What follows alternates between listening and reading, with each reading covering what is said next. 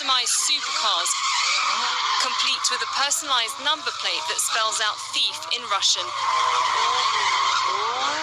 Lavish parties and expensive gifts, all captured on camera and used as evidence by US and UK prosecutors against Russian hackers. On Thursday, a US indictment accused Igor Tarashev and Maksim Yakubets of running a global hacking group called Evil Corp from their basements.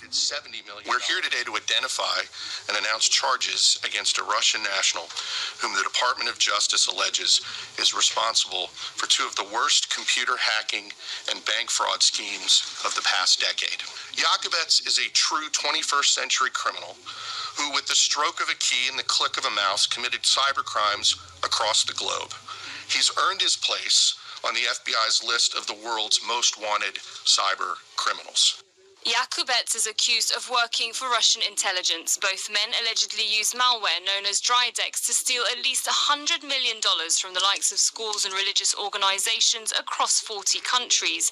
The malware was spread through so-called phishing campaigns, encouraging victims to click on malicious links sent by email.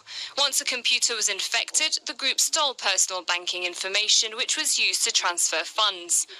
Fundamental weakness that organised crime has is that they are driven by money and they are driven by greed.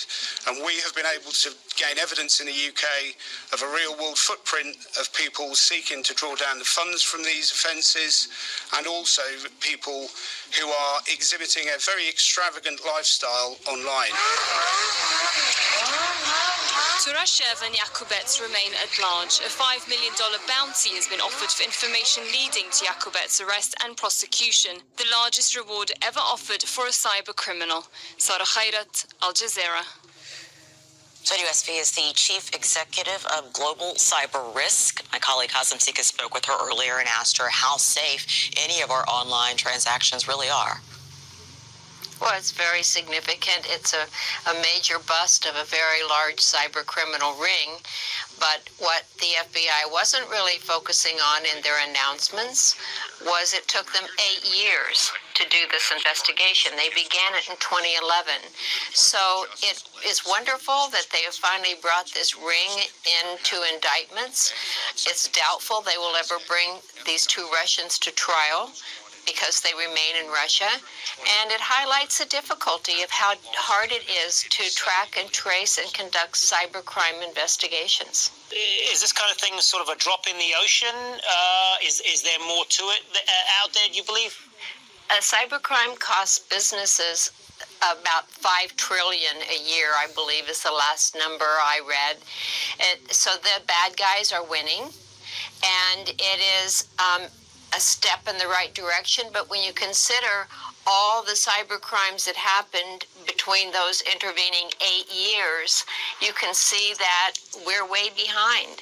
So it is a problem that we have to address in our legal frameworks, in international cooperation, and just in how we can pursue these cyber criminals. It also highlights, I should point out, that there are extreme risks in online banking. Online banking is not completely secure.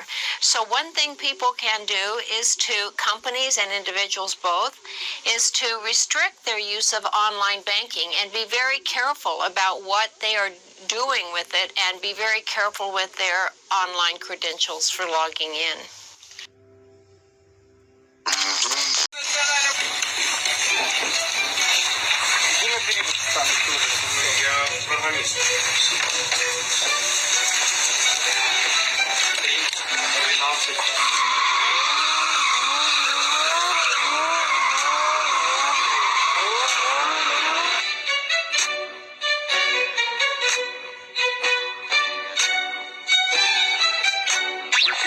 Identify and announce charges against a Russian national whom the Department of Justice alleges is responsible for two of the worst computer hacking and bank fraud schemes of the past decade. Maksim Yakubets, who with the stroke of a key and the click of a mouse committed cybercrimes across the globe.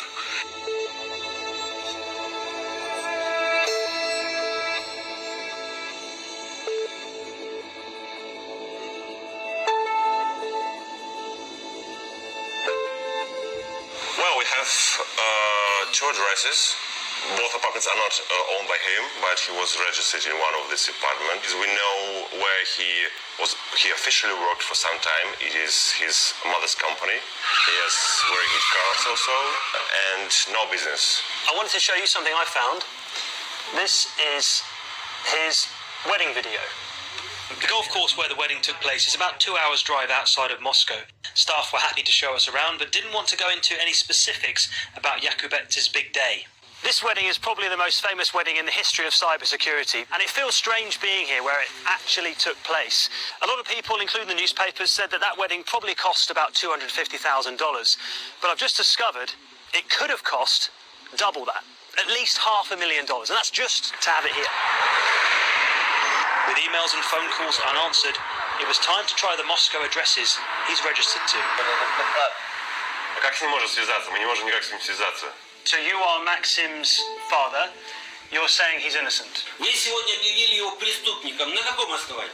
Где доказательства его преступления? Их нет. How do you think your son has become so rich? What do you think your son does for work? А кто сказал, что он богатый? Lamborghini, машина. Дальше это берется в аренду. Ну, во-первых, мы уже... How did he afford the $600,000 wedding? В клубе. Сколько? 600 тысяч, да, 600 тысяч. Ну, во-первых, это слегка преувеличено. No, it's too much. Okay, so you're saying... Документ! Okay. Документ посмотреть. I haven't got the Это document. на период преувеличено. So you're telling me that your son is not a criminal and he's not rich? Он он выше среднего, потому что он зарабатывает денег, он получает зарплату, у него все есть. What is his line of work? Кем работает What does he ваш сын do? тогда? Чем он занимается? Что нет? А зачем это я вам буду рассказывать, чтобы вы говорили, и дальше его еще и по другой профессии преследуют? What's the use of training it? Because if you... Есть моя частная жизнь. How was that? Wow.